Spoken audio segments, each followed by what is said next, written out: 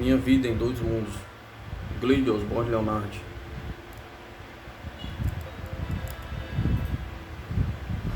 Clarividência.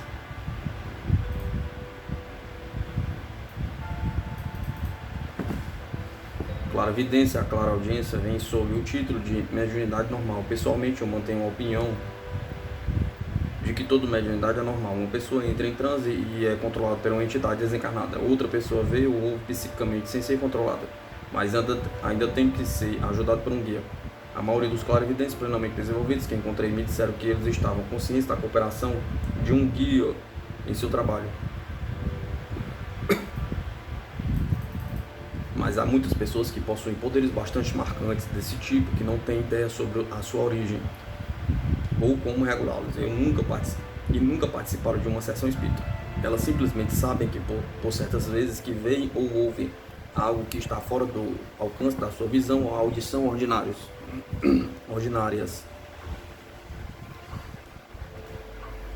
Elas são geralmente faladas de clarividentes como naturais.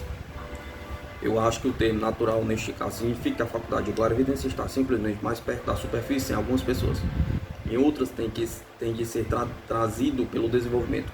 Quantas pessoas que nunca foram a uma sessão espírita ou mesmo leiam um livro sobre o assunto vão dizer a você que elas tiveram alguma manifestação definitiva da natureza psíquica em algum período de suas vidas.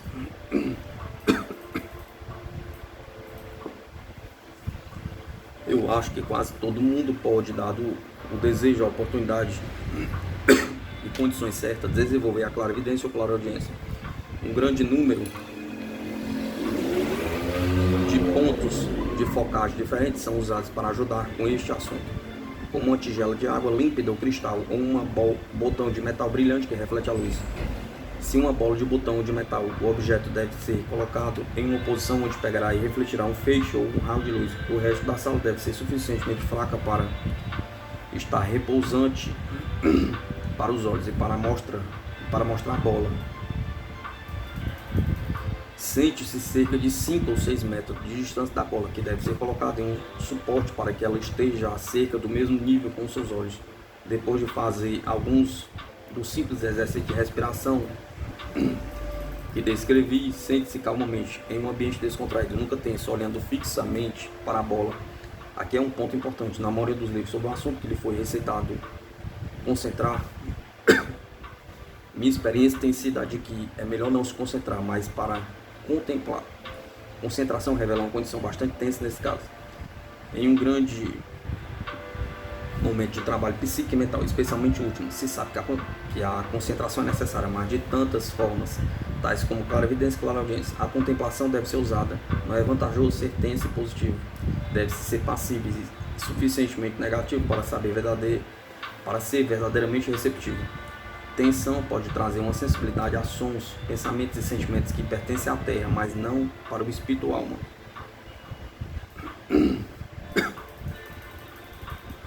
Quando alguém se torna extremamente tensa, não é verdade que o medo chega facilmente? Pergunta.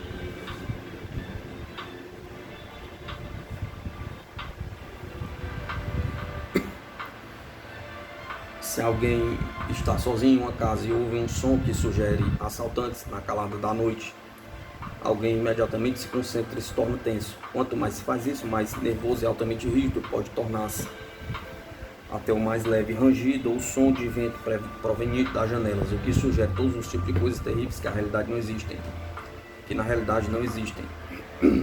Portanto, aprender a contemplar a bola ou a maçaneta é realmente uma forma muito suave de auto-hipnose, destacando a mente e a atenção de coisas materiais ou objetivas, e permitindo que se possa ver com a alma a visão psíquica ao invés de física. Pode-se ver com os olhos abertos ou fechados. Como se vê com os olhos abertos, não se segue o que quer que se vê, não se segue que o que se vê é, em qualquer sentido intencional. Uma segunda pessoa na sala pode não ver a mesma coisa. Eu tenho visto uma forma de espírito sentado em um sofá em uma sala de estar com 5 ou 6 pessoas. 2 pelo menos estavam olhando diretamente na direção do sofá, mas não viram nada na forma que eu vi claramente o suficiente para descrever em detalhes. Parece-me que eu vi com os meus olhos físicos, mas eu acho que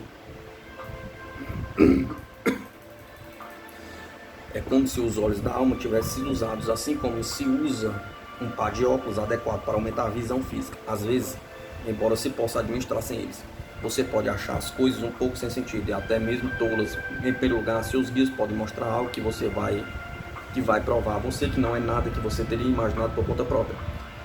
Uma das primeiras coisas que eu vi na clarividência foi um papagaio sentado em uma gaiola ridícula, feita com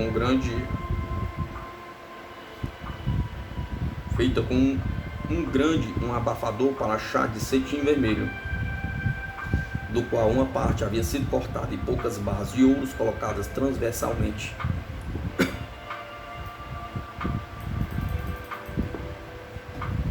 Após sentar-se vários dias e sem poder ver mais nada, fiquei muito revoltada com este resultado. Mas Feda me disse depois que era apenas um pouco de exercício, algo que eu não poderia imaginar. Tinha surgido em minha mente. Um papagaio sentado em um abafador para chá estava prestes a coisa mais distante de minha mente que poderia ter acontecido. Como eu nunca tive um papagaio, nem me interessado por um, nem gosto de sentir vermelho.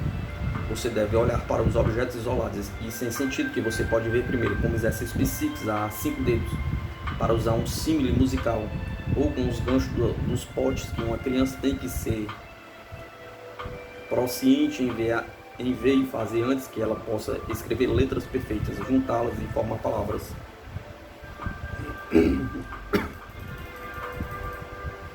Depois de um número razoável de exercícios desse tipo, não se torna um hábito de ver essas coisas desconexas. Peça aos seus guias para ajudá-lo a ir mais longe, para lhe mostrar uma coisa que você pode juntar-se a outra e dar sentido, assim como a criança junta as letras para formar a palavra. Você provavelmente receberá símbolos, experimente e devolva o poder de entender a seu significado. A interpretação provavelmente virá para você de uma forma inspiradora.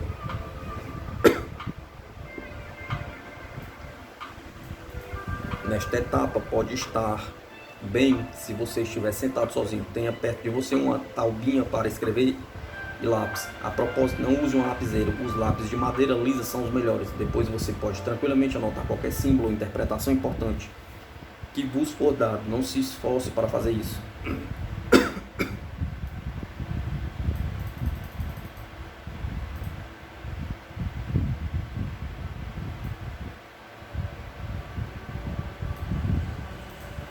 Algumas pessoas podem tomar nota desse tipo com muito mais facilidade do que outros.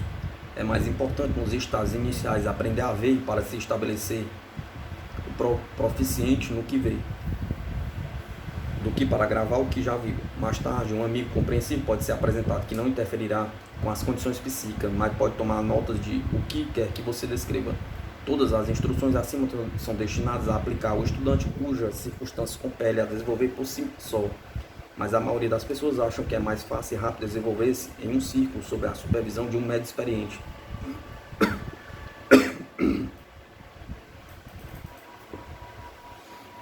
Pessoalmente, estou a favor do desenvolvimento do círculo, mas é uma questão individual. Eu conheci pessoas que desenvolveram excelentes poderes de clarividência completamente sozinhas e tiveram uma melhoria da sua saúde física e mental, mas todas elas eram pessoas extraordinariamente bem equilibradas, com muitos outros interesses normais saudáveis. Por outro lado, existem exceções. Um inválido indefeso, por exemplo, para uma pessoa acamada é uma bênção inenarrável ser capaz de desenvolver um dom como a clarividência. As horas passam em completo ócio e inatividade. Se elas podem ver e ouvir os espíritos amigos ao seu redor, que tomam conhecimento de problemas extra das almas doentes e que sofrem na Terra. Muitas dessas pessoas disseram-me da grande alegria que foi trazida para suas vidas ao entrar em contato com o Espiritismo e seus ensinamentos, e descobrir que elas podem obter vislumbres ocasionais de seus amigos espirituais. E do outro lado, se você está em desenvolvimento por si mesmo ou em uma classe, assim que você perceber que pode ver um rosto suficiente bem para descrevê-lo, faça. É mais importante para desenvolver o dom de registrar qualquer coisa que você vê em seu cérebro e descrevê-lo durante as fases iniciais. Estamos todos familiarizados com a pessoa que descreve uma forma de espírito em termos tão vagos que a descrição se encaixa com o próprio pai, o avô, tio, irmão e talvez pelo menos meia dúzia de primos ou um grande número de amigos ou conhecidos.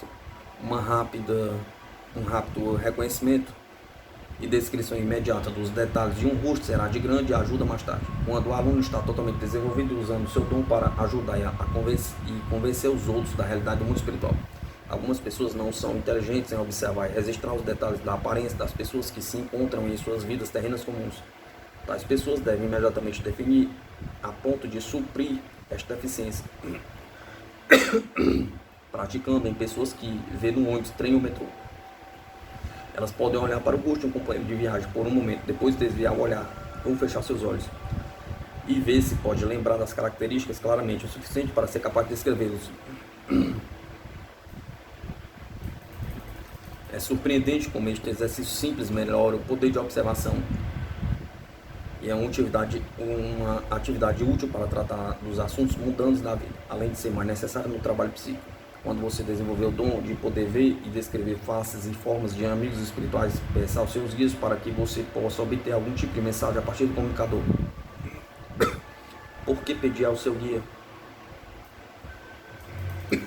Eu ouço alguém dizer, ele não tem o bom senso de ajudá-lo a obter uma mensagem sem ser solicitado a fazê-lo? Sim, é claro que ele tem, mas ele nem sempre pode dizer se você está pronto para receber algum material mais difícil e possivelmente complicado. Ele só pode confundi-lo se tentar antecipar as coisas. Então deixe seus guias saber quando você está pronto para mais. As primeiras mensagens que chegam podem ser, muitas vezes são apresentadas em forma simbólica, como a maneira pictórica de dar mensagens. Será mais fácil até que você tenha desenvolvido o poder de clareaudiência. Este último poder pode ser desenvolvido concomitantemente com a clarividência, mas não acontece muitas vezes dessa forma.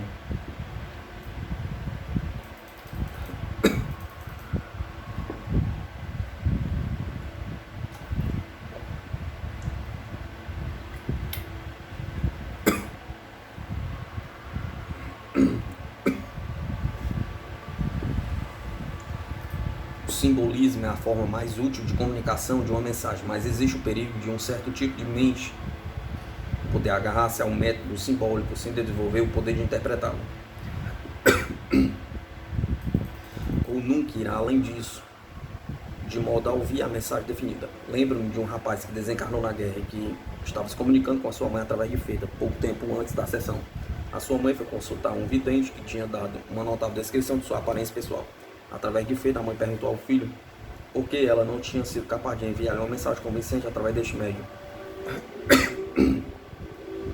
em vez de mostrar seus símbolos que ele não era, evidentemente, capaz de interpretar, e que a mãe também não entendia. O rapaz disse por meio de feda: bem, mãe, eu sabia que a médium tinha me visto, mas assim que eu quis falar com você, através dela, seu guia disse que ela não foi desenvolvida para aquelas linhas.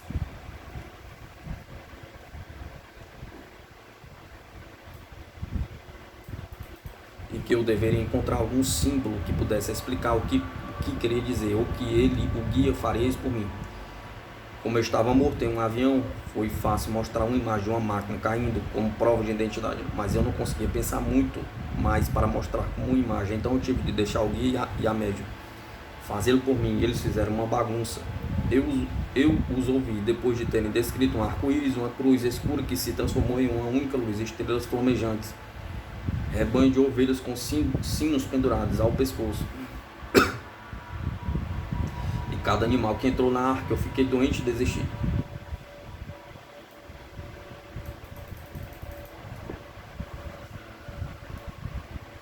Muitos de nós já tivemos exemplos de que essa descrição infinita e chata do símbolo somente confunde e nos preocupa. Então não fique no suco. Se você tiver desenvolvido a clarividência suficiente para ver a ovelha gorda usando um monte de símbolos, então você deve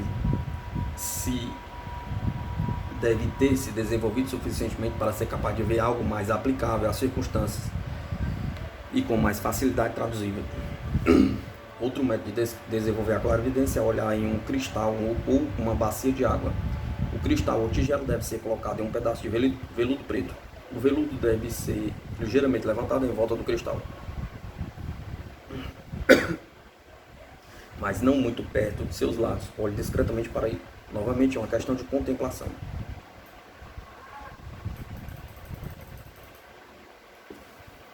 Algumas pessoas nos dizem que veem forma de pessoas, cenas e imagens de forma objetiva no cristal, mas a maioria vê subjetivamente, eu acho. As pessoas iam muitas vezes, quando eu mesmo a vi, eu sabia que era a minha visão subjetiva que estava sendo utilizada. A contemplação do cristal ou água simplesmente produzia o tipo certo de condição mental que habilitava a minha visão psíquica para a função, assim como olhar para o botão brilhante. Eu descobri que a melhor maneira para mim, para induzir a clarividência, era deitar no meu apartamento, em minha cama, de preferência, com um travesseiro não muito alto. O quarto deve ser um pouco escurecido, mas não muito. Eu fecho os meus olhos como regra, mas apenas permaneço passiva. Eu não faço isso, muitas vezes, como eu definitivamente desenvolvi, em linhas de transe e não quero usar o poder de outra maneira. Pode servir apenas uma certa quantia a cada dia. A melhor clarividência vem a mim espontaneamente, geralmente quando eu estou menos esperançosa, mas neste capítulo estou tentando dizer-lhe como desenvolver o poder para que você possa, em certa medida, aproveitá-lo e usá-la para o benefício de outras pessoas, quando necessário. É muito parecido com o desenvolvimento na música ou qualquer das outras artes. Decide-se qual tipo de música ou instrumento e o mais adequado para o próprio talento musical do indivíduo. E se a pessoa escolhe o violino e despende todas as energias do tempo para isso, não se espera que seja um pianista de primeira classe.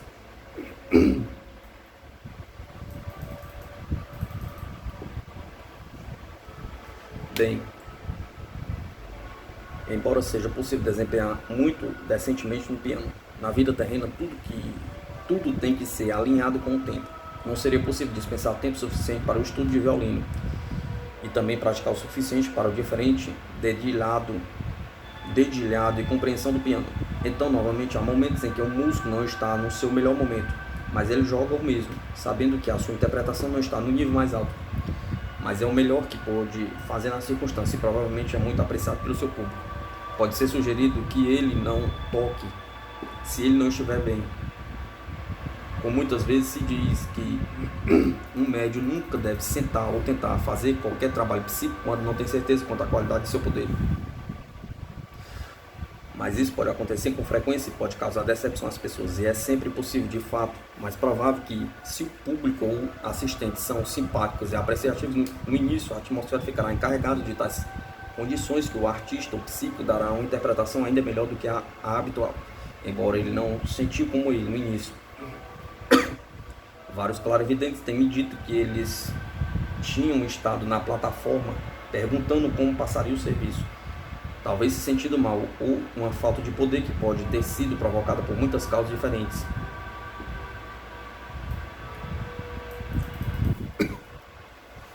Logo depois que eles começaram sua clarividência, eles tornaram-se conscientes de uma melhora gradual, que se desenvolveu a ponto que, quando eles desceram novamente, eles perceberam que tinham feito muito melhor do que nunca.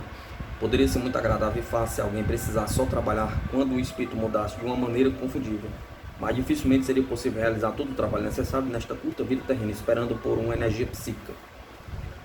O desenvolvimento significa que devemos nos tornar dispostos e prontos para estender a mão e tomar posse de tudo o que estiver disponível e não apenas esperar. É como andar em um pomar de frutos belos e maduros, desejando para isso e ainda assim nunca estender a mão para pegá-los. Se alguém andar esperando para cair em sua boca, não conseguirá até o fim do dia. É extraordinário que algumas pessoas podem ver e descrever nas brasas vermelhas de um fogo de carvão comum. Pode se rir e dizer desperdício, mas eu acho que algumas pessoas encontram seu poder subjetivo de clara evidência, proveniente de diferentes meios.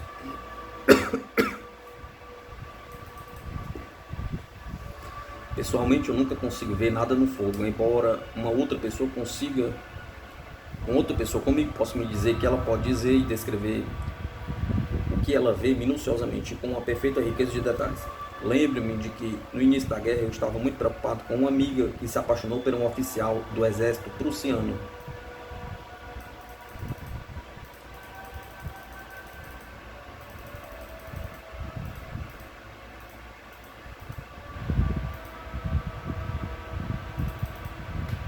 Esta amiga me veio uma tarde.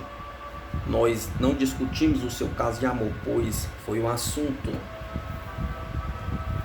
pois o assunto foi bastante controverso naquele momento. Depois que ela saiu, uma segunda amiga desconhecida da primeira entrou, sentou-se em frente à lareira e começamos a discutir sobre roupas. De repente ela parou de falar e exclamou: alguém esteve aqui nesta sala e está apaixonado por um oficial prussiano. Posso vê-lo muito claramente no fogo. Ela deu os detalhes corretos de seu rosto, figura e uniforme. Eu não o conhecia, mas a minha amiga, a número 1, havia descrito para mim. Ela deu a inicial do seu nome e de minha amiga e disse que haveria grandes problemas ao seu redor. Salientei que era bastante óbvio, já que havia uma guerra em andamento e cada um pertencia a diferentes lados, mas ela disse: não vai ser a guerra, será por conta de outras causas. E começou a me dar uma ou duas indicações do tipo de problema que iria acontecer à minha amiga. Mais tarde, tudo isso veio a acontecer, cada detalhe foi correto.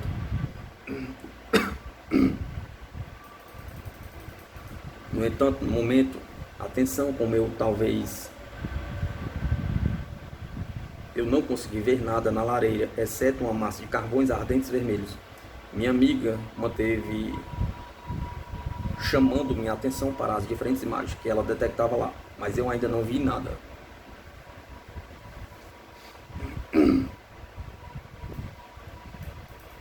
Certa vez visitei uma senhora de idade que possuía notados poderes de clarividência, a genuidade de que muitas pessoas tinham provado completamente. Ela me descreveu com precisão muitas pessoas e lugares que eu tinha certeza que ela não conhecia. Perguntei como ela os viu, qual o método que ela usou. Notei que ela manteve os olhos escancarados quase todo o tempo e que ela ia frequentemente olhando para um determinado lugar na parede da sala e poucos metros de distância dela. Este era tão visível que finalmente perguntei por que ela fez isso. Ela explicou que estava olhando para uma foto, uma impressão comum, de 3 meninos, e que as expressões do rosto dos meninos alteravam definitivamente, de modo que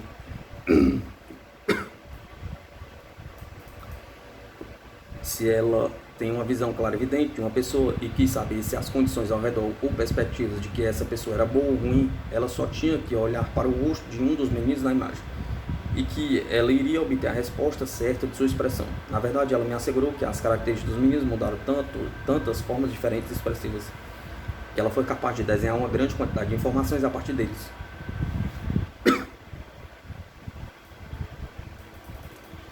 Ela demonstrou a verdade desta informação para mim de uma forma inconfundível.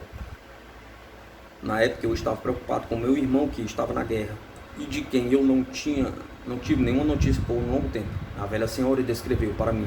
Ela olhou interrogativamente para os rapazes, agora e novamente, como se estivesse pedindo a confirmação em diferentes pontos, e me garantiu que eles balançaram a cabeça vigorosamente várias vezes, embora eu não conseguisse ver nada desta atividade extraordinária de sua parte. Aqui novamente eu acho que ela havia feito uma focagem do terreno, caso se possa usar tal expressão, do quadro, tal qual se fez com a água cristalizada, maçanetas em forma de bolas ou fogo. Outra amiga tinha uma cortina holandesa na janela de sua sala de estar. Um dia, quando a cortina foi abaixada para amenizar o forte sol do meio-dia, ela estava lendo um livro interessante e de repente percebeu que o sol havia desaparecido e que era necessário levantar a cortina. Ela olhou, sentindo-se relutante em se perturbar e atravessar a sala para fazer isso.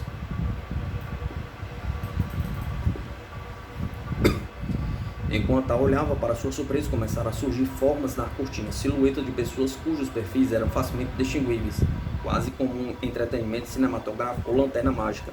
A partir de então, ela costumava abaixar a cortina toda vez que sentia que deveria fazer assim, e muitas vezes viu sobre ela imagens de pessoas que estavam pensando nela ou pretendendo visitá-las, e muitas coisas de natureza profética. Foi notável a forma como muitas destas profecias foram verificadas mais tarde. Por estranho que pareça, embora eu não tivesse visto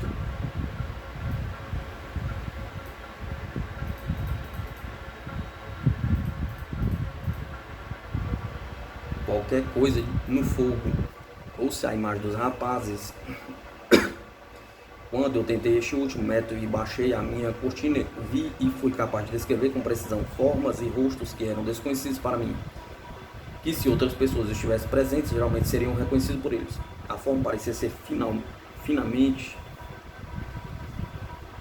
desenhada na cortina como um retrato feito com pena de nanquim, mas assim que o descobri, assumi a forma mais definida e saí da cortina, intensificando por isso para falar, até que eu pudesse vê-los claramente a cores, de pé, longe e fora da cortina.